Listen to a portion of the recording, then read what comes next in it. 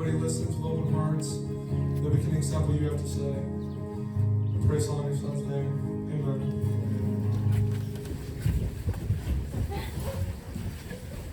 Man, put your hands together for the worship team.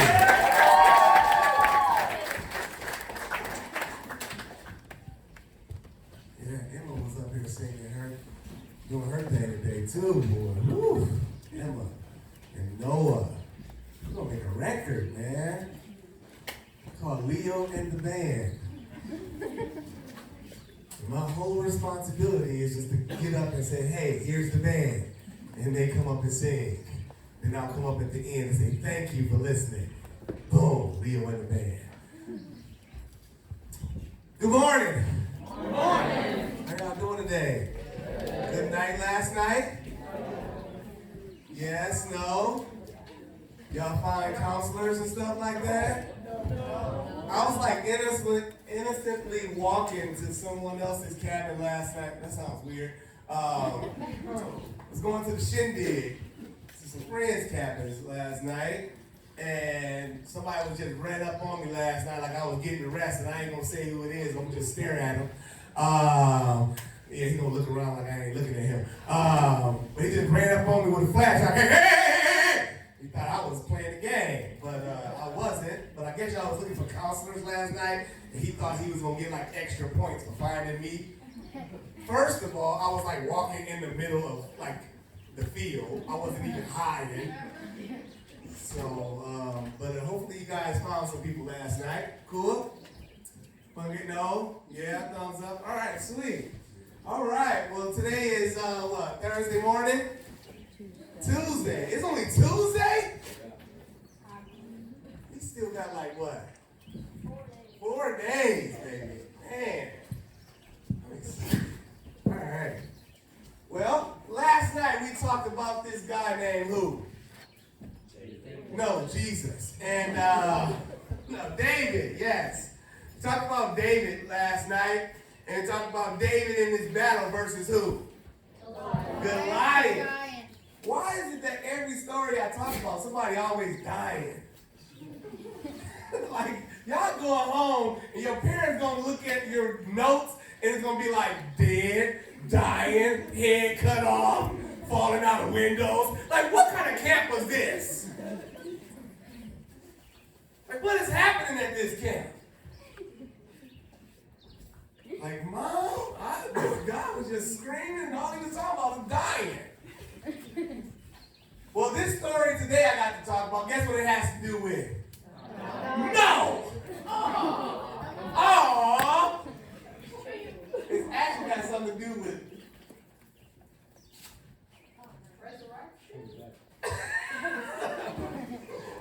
That equals having a baby. And so somebody, no, that's gross. Go back to dying. All right. So we talked about this guy named David last night, but a key part in that story last night was this prophet who anointed David. Who can guess what his name is? I'll give you 100,000 NYC camp points. I can't do that, but I'll give it to you. Samuel, Peter, put your hands together. Put your hands together. He's wrong. All right. Samuel, yeah. Peter? We haven't said Peter's name once. Only time we said Peter's name is when we were talking about this Peter. Which takes me back to our 3 main points. You must be what? Attentive. What? Available, and what else? All in. Welcome to Hiawatha Youth Camp.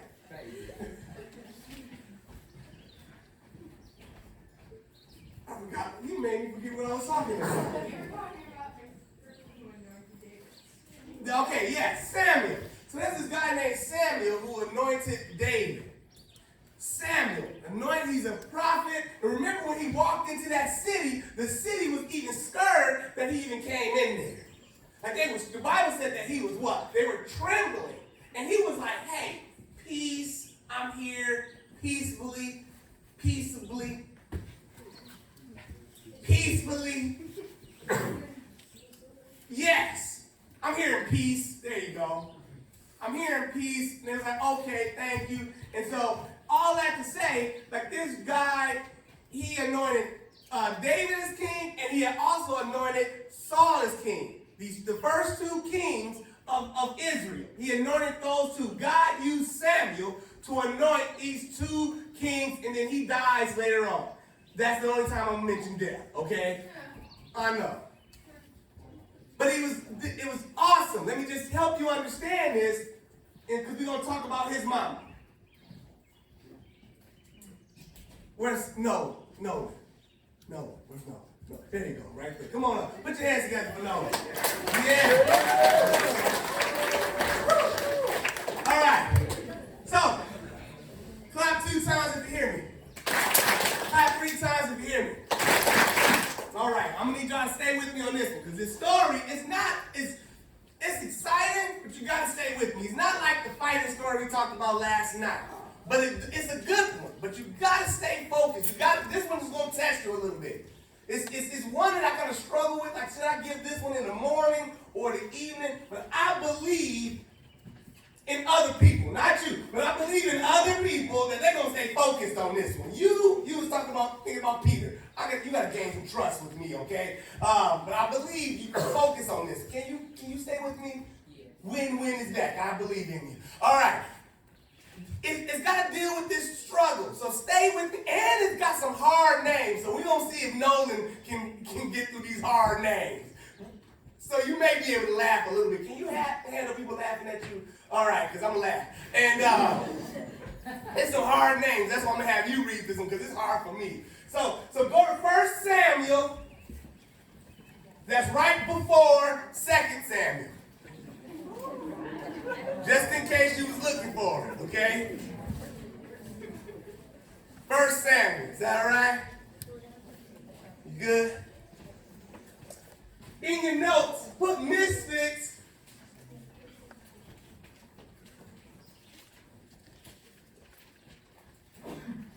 Have, and we talked a little bit about this last night. Misfits have confidence. Misfits have confidence. We talked about that a little bit last night, but we're going to focus on it today. Misfits have confidence. All right? Here we go. 1 Samuel, chapter 1. Why y'all laughing? Chapter 1, verse 1.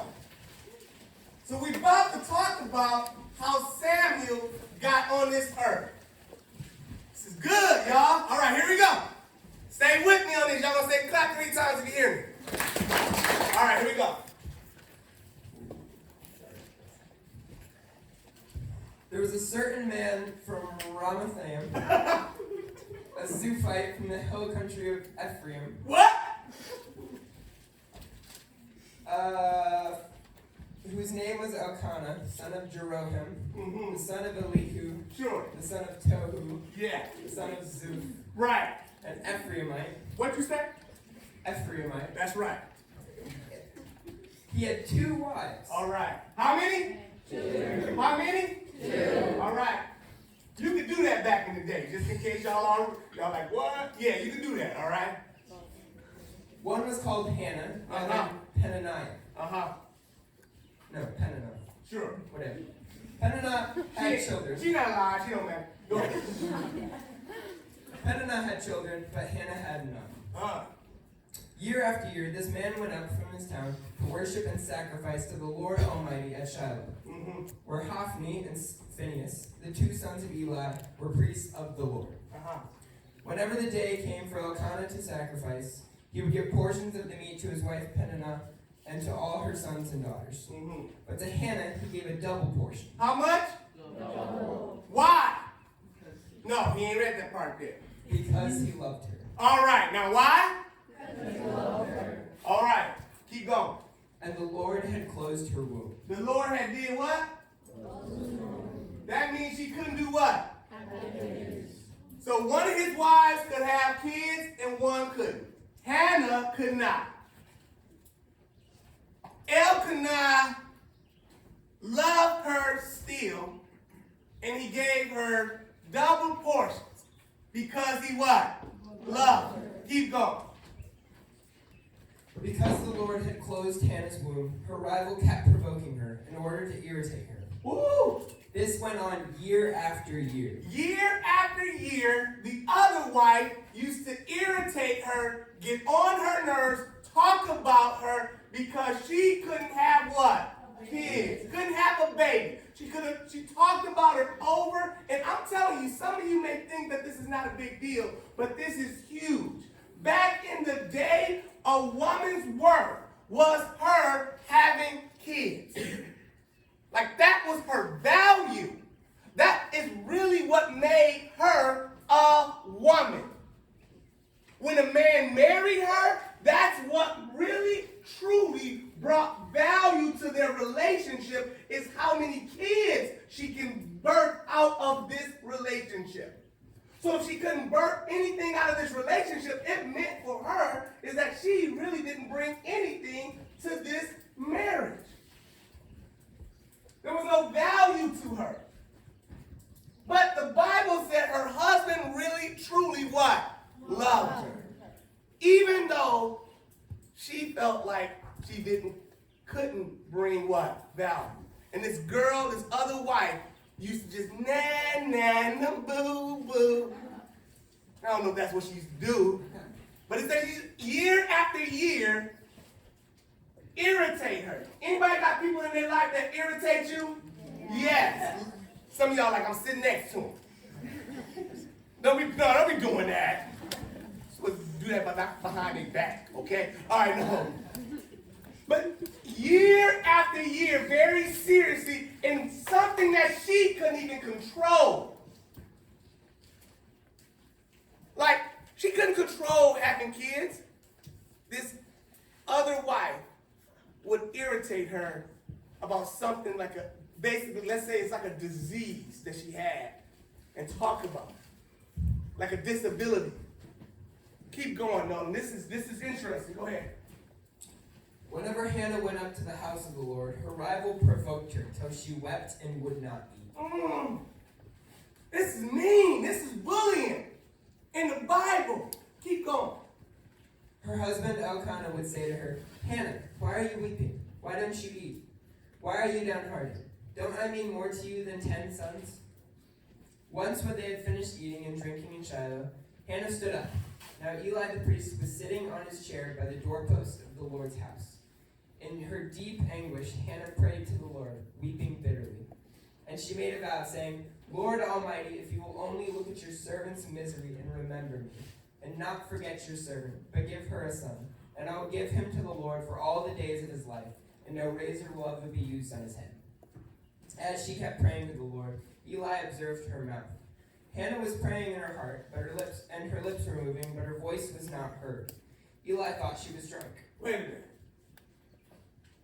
This lady has been treated so bad. She's now praying to God in a setting where she's in like a temple. And there's a priest named Eli looking at her, and she's praying like this woman is making fun of me. I can't have kids.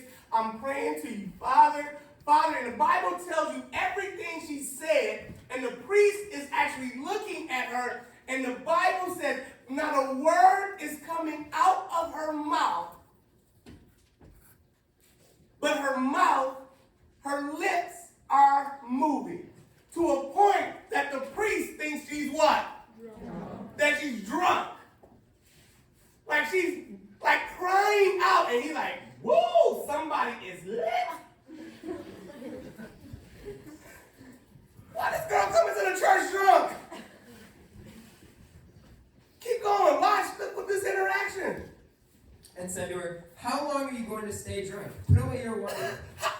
First of all, Eli, if she drunk, how you gonna ask somebody how long you gonna stay drunk? They drunk. They don't know how long they're going to stay till, let me see, I'm on 4 more hours. They drunk, Eli? Keep going. Not so, my lord, Hannah replied. Uh-huh. I am a woman who has been deeply troubled. Mm. I have not been drinking wine or beer. I was pouring out my soul to the Lord. Mm-hmm. Do not take your servant for a wicked woman. Uh-huh. I have been praying here out of my great anguish and grief. Mm. Eli answered, go in peace, and may the God of Israel grant you whatever you have asked. I love this. Now he understands. He says, you were praying hard, girl. You were praying hard. See, some of you, we've talked about this, like you pouring out your heart to the Father, being transparent with Him, like you, like giving it all in, like you're all in, you're giving it to the Lord, giving it, like here it is, God, it's all yours, all my anguish, all my problems, all my troubles, everything, all the good, all the bad, all the ugly, here it is, and that's what Hannah's doing in this moment. This is all you, it's all yours. I just want one son, here it is. If you give me one son, I'm going to give him back to you. It's my promise. I'll give him to you, I promise. I just want a kid.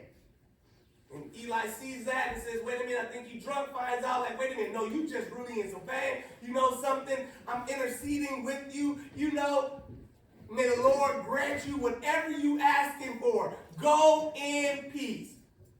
Finish that last verse.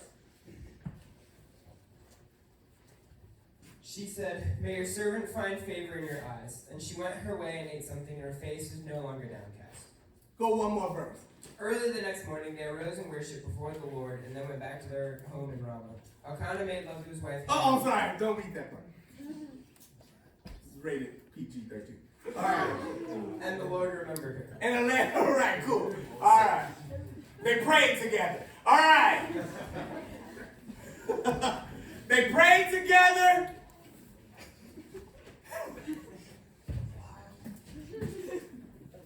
They married.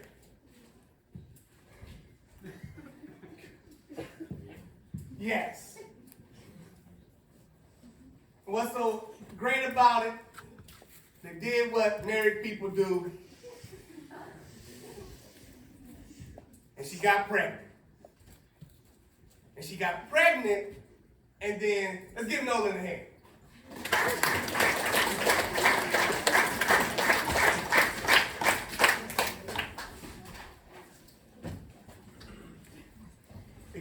She gets pregnant, and she has this. I'll just summarize the rest of it on your homework and your free time, stuff like that. You can read the rest. She has this kid, and she names him Samuel, and she gives him to the priest named Eli, that guy that was there thinking she was drunk. And that was her way of giving him back to the Lord.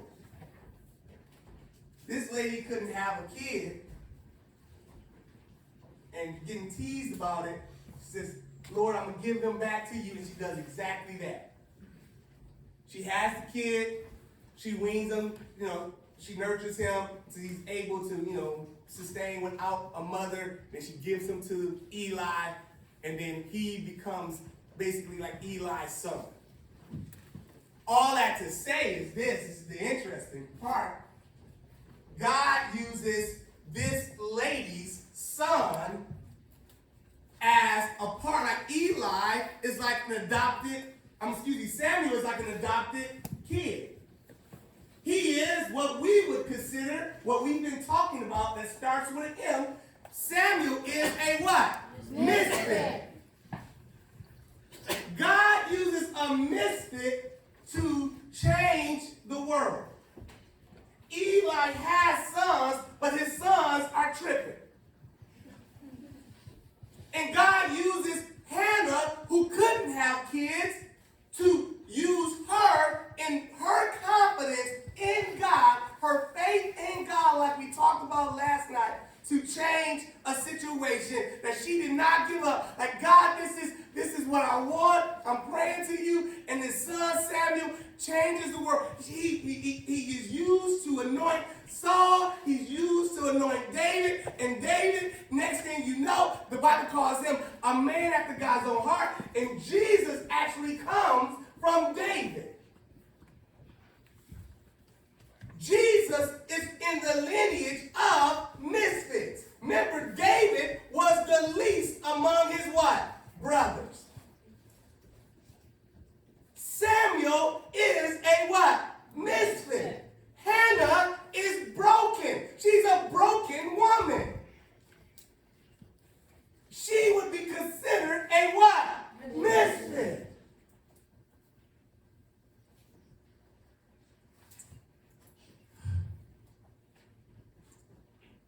What? No, I'm sorry. I'm not good. Go to chapter 2. I wasn't going to do this, but let's go to chapter 2 real quick, verse 3. Listen to Hannah's prayer. This is where the confidence comes in. Then I'm going to tell you a quick story, then we're done. This is Hannah's prayer. You about to read? Anybody write journals in here? Y'all write journals? Like my mama getting on my nerves today. Y'all write journals? No journals? Nobody do journals? You do? Journals? Yes. You got journals? I know. I have journals. I do. Like journals. Like I do them. I don't do them all the time because I forget sometimes I even do them. But I do. I got them. I got some from 2 years ago from here. It's a cool thing. We're about to read, it's almost like a journal entry of Hannah. This is her prayer, and this is where misfits have confidence. Listen to her prayer about God. Go ahead. Do not keep talking so proudly, or let you want chapter 2, verse 2. Start at verse 1. My heart rejoices in the Lord. In the Lord my horn is lifted high. My mouth boasts over my enemies, for I delight in your deliverance. There is no one holy like the Lord. There is no one besides you. There is no rock like our God. Woo! Keep going.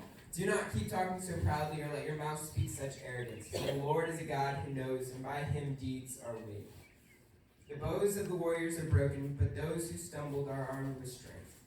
Those who are full hire themselves out for food, but those who are hungry no more. She who is barren has borne 7 sons, but she who has had many sons pines away. The Lord brings death and makes alive. He brings down to the grave and raises up.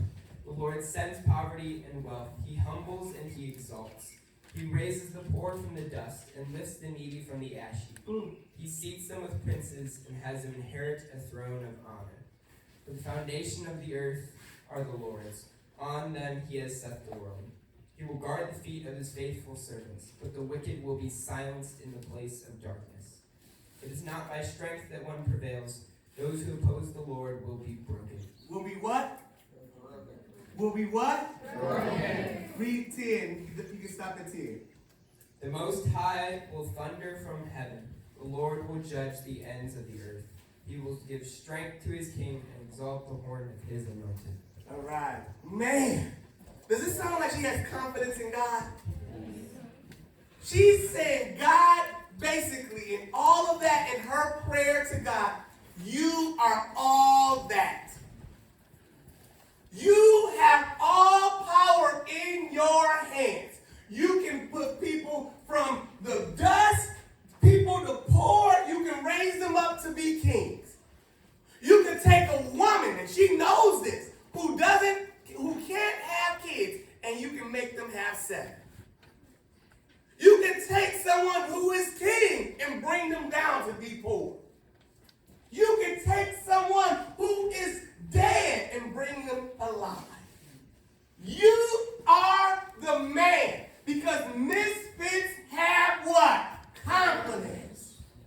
Let me tell you this, one of my favorite stories, I think I told it here, some of my counselors may remember this story about confidence, and because one of y'all reminded me about this, but since this is my first time doing Team Week 1, some of you hopefully have never heard this. If you have, it's all right, just a reminder. But this is my favorite, because this is where I got my confidence from. I was like some of you, I just didn't have a lot of confidence. I didn't have it. I had low self-esteem. I know that's hard to tell right now with all my yelling and spitting. I didn't have it. I was scared to talk in front of people. I know, it's weird. Me, scared to talk in front of people? I was. I couldn't do it. they tell you to picture people naked, don't do it. That's weird. It's nasty. I couldn't do it. One of the big things too, I got kicked out of college. Never got trouble in my life in middle school and high school. Got all the way up to college. My first year in college, I got kicked out. That's when my confidence really took a hit. I didn't know you can get kicked out of college because you was paying for it. I thought because you was paying for it and I was on the football team that you can get kicked out if you didn't go to class. Didn't know that until I got a letter in the mail saying, hey, we kicking you out. And I was like, I thought this is a joke, but no, I couldn't go back. And I was like, I didn't think I really cared, but I did. Because my girlfriend was there. She was going back and I wasn't. It hit me hard. So, anyways, started working at this place called Job Corps. Walking up and down the halls, my job was simply, I would go there at 10 o'clock at night. Everybody say 10 o'clock. 10 o'clock. 10 o'clock at night. I was supposed to be being a sophomore in college, but I really still was like a freshman because I hadn't even passed the first year. But because I was like 19, 20 years old, I was actually watching 16, 17-year-olds at this place called Job Corps for these kids who had dropped out of high school. And now they're in this program. So my entire job was to just walk up and down the hallway while they would sleep. The boys' hallway while they would sleep at night. I'd get there at what time? And I would do a bed check at 6 o'clock in the morning, have them sign in and make sure that they was there, sign in, and then they would get up and go to breakfast. I would start at this end right here, go inside the hall, and every morning around like 5:57, somewhere around there, right when I'm about to walk into this door, I would hear somewhere down there, I would hear this phrase, still balling. Yeah, exactly. From the first day I walked in, still balling. What is that? Every morning, walk in. Never knew where that was coming from. First couple weeks, did it. It happened every morning. Every morning. 5:57, 5:58, 6 o'clock right here. Still balling. Who is yelling out, still balling in the morning? This is hilarious. And what time do I get there? We have a staff meeting. After a couple weeks of me working there or whatever, I get there during the day. And I'm coming there, and I'm walking through the cafeteria, and I see this guy who's about 300, 400 pounds. What was even more crazy is because he was only about 5 feet tall. He's about this tall, weighing about 300, something like he was a big boy. And he's sitting at this table, and I'm not talking about him. Who am I to talk? But he's this big boy, and he's sitting at this table, and this is what shocked me. He had all these girls. I mean, it was like the weirdest thing. All these girls are just like playing in his hair.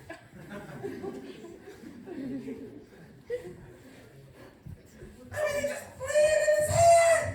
They're all around him, rubbing his shoulders. And they like all at the table and they're laughing and this is not an exaggeration. One of them is almost like a movie.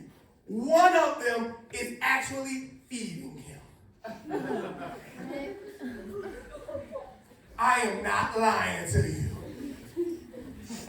It was like, what is going on here? And I'm thinking to myself while I'm passing him like, am I dreaming? Anyway,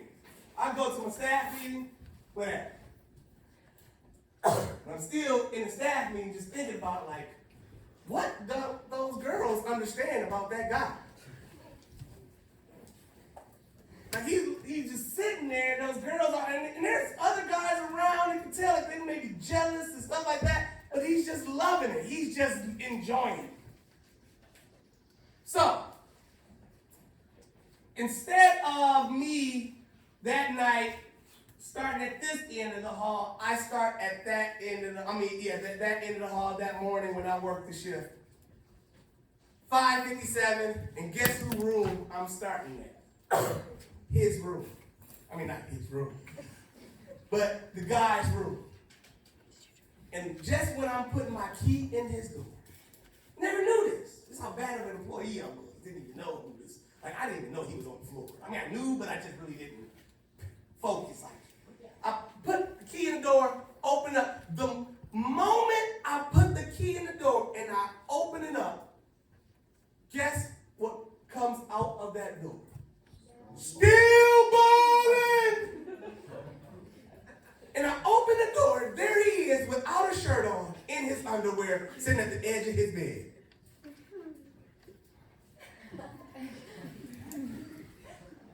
All 300-something pounds of him. Just sitting there, and I'm like, I'm shocked for two different things. First of all, he got his shirt off, just all of it's there. But I'm going back to all of the weeks I've heard that phrase, and I'm like, what does still balling mean? And he says, Mr. Rob, look at me. And I say to him, I can't miss you. He says, Mr. Robinson, seriously, look at me. He says, man, every day I wake up is a blessing. Every day I wake up, I shouldn't be here. Every day is a day I'm going to live it to the full. He said, so the phrase still balling, if you don't know what that means, still balling means like you're still like hooping. Like still balling means like you're still at your game. Still balling means you're at the top of your thing. He's like, so when I yell out still balling, he says, the moment I open my eyes and I put my feet on the floor, that means I have another day to live it to the full. And I'm like, what? Changed my life forever. That young man taught me that I was living my life just basically like taking it for granted. That I wasn't all in on my life. That I wasn't available to the Father in my life every single day. And this young man, those young ladies that were around him, I got it. Those young ladies were attracted to his confidence.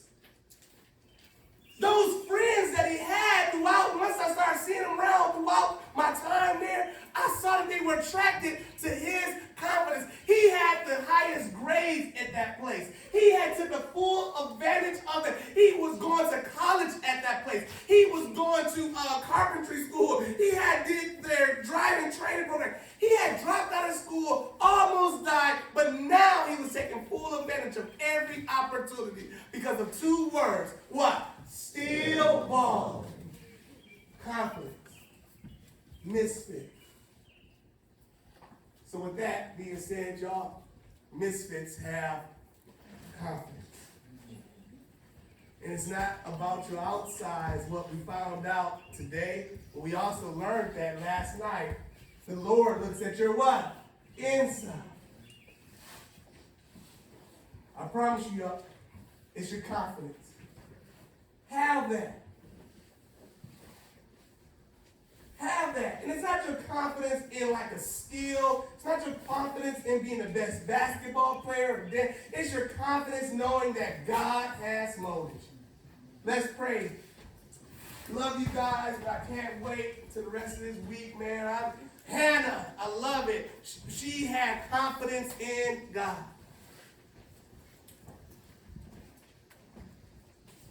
Her confidence in God as a misfit she created another misfit. He was able to spot another misfit. Like God used them. God used them all the way to the lineage of Jesus. This lady who was broken, this lady who was getting talked about, this lady, the Bible said, was crying out to him so hard that it looked like she was drunk. Your confidence, some of you lack it.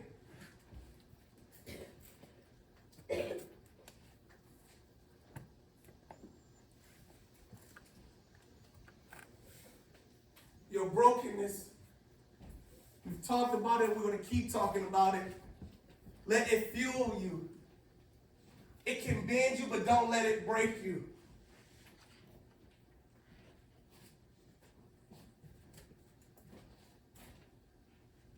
Pressure, once read, pressure busts pipes or makes diamonds. What will it do with you?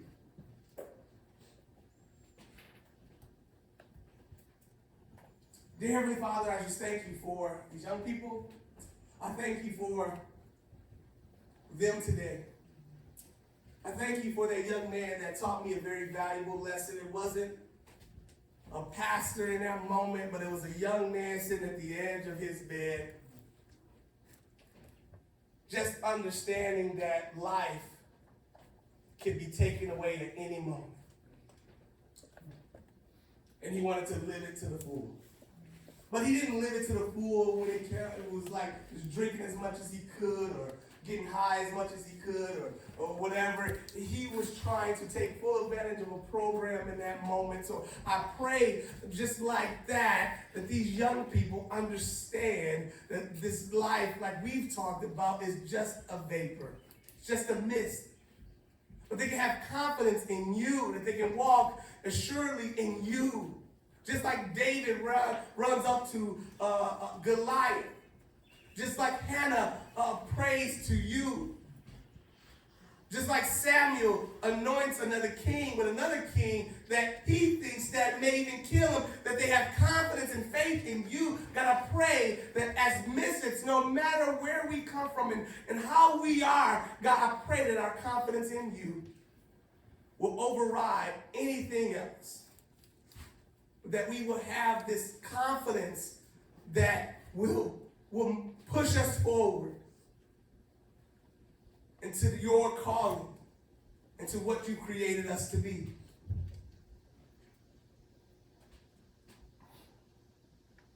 Thank you for being a real God who works in real ways and in real situations like this. And in Jesus' mighty name we pray. Amen. Amen. And all God's people said, amen. No. Still balling. All God's people said, still balling.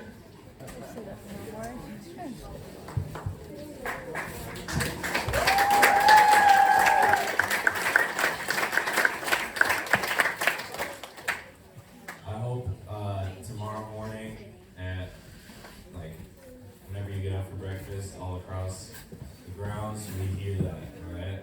Let's say that tomorrow as we get out of bed, still ballin', all right? Can't wait. I can't wait. All right, we have got something to do this morning. It's a great tradition here at Hiawatha. It is called Morning Games, and I'm very excited to play that this morning. I see hands going up all over the auditorium as I look over.